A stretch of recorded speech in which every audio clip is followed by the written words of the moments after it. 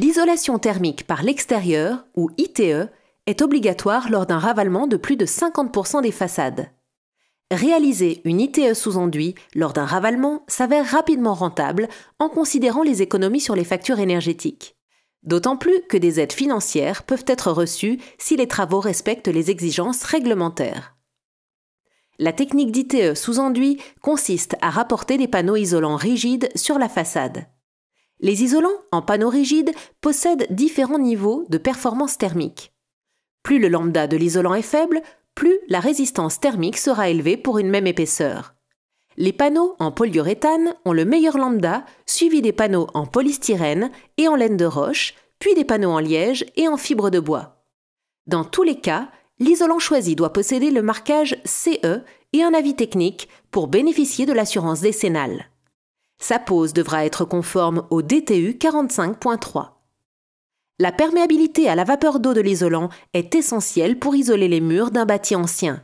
Avant d'engager une ITE sous enduit, une étude préalable de la composition du bâti permet d'éviter de futures pathologies et de définir un matériau isolant compatible ainsi qu'une technique de fixation appropriée. D'autres exigences relatives aux règles de sécurité incendie et aux règles d'urbanisme doivent être respectées et une déclaration de travaux doit toujours être déposée en mairie. L'ITE sous enduit se pose différemment en fonction du support. Dans le cadre d'une construction neuve, les panneaux sont généralement collés. Dans le cas d'une rénovation, après un traitement préparatoire de la façade, la pose sera soit calée chevillée, soit fixée sur rail. Il est fortement recommandé de traiter l'intégralité de la façade en prévoyant les soubassements pour éviter un pont thermique au niveau du plancher bas.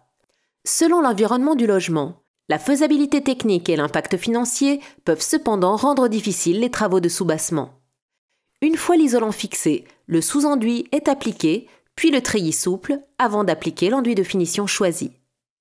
L'ITE sous enduit offre l'avantage d'augmenter votre confort et de faire baisser vos factures d'énergie tout en laissant le logement habitable le temps des travaux.